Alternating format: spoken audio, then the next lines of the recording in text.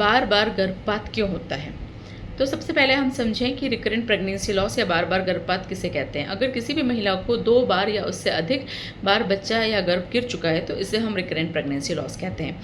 हम कई बार देखते हैं कि महिलाएं आती हैं, उन्हें महीना चढ़ता है और उसके बाद जब वो प्रेगनेंसी टेस्ट करती हैं तो किट में टेस्ट पॉजिटिव आ रहा होता है और अल्ट्रासाउंड में कुछ भी नहीं आ रहा होता है और 10-15 दिन के बाद उन्हें ब्लीडिंग हो जाती है।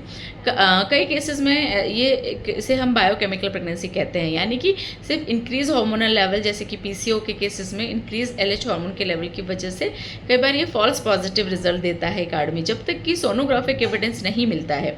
यानी कि जब तक कि प्रेगनेंसी अल्ट्रासाउंड में कंफर्म नहीं होती है हम उसे अबॉर्शन में कंसिडर नहीं कर सकते हैं।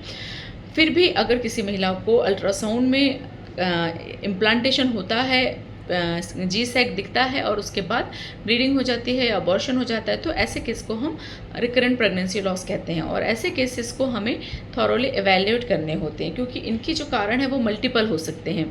अधिकांश केसेस में ये एबनॉर्मल जेनेटिक मेकअप की वजह से होता है।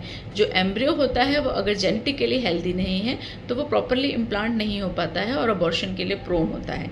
इसके अलावा अगर आपको थायराइड, डायबिटीज़ या कोई ऑटोइम्यून रिमेटॉइड आर्थराइटिस या कोई और डिसऑर्डर्स हैं तो ऐसे डिसऑर्डर्स में भी अबॉर्शन के चांसेस काफ़ी हाई होते हैं। हम इसके अलावा एक बहुत इंपॉर्टेंट चीज़ है यूट्राइन मालफॉर्मेशंस।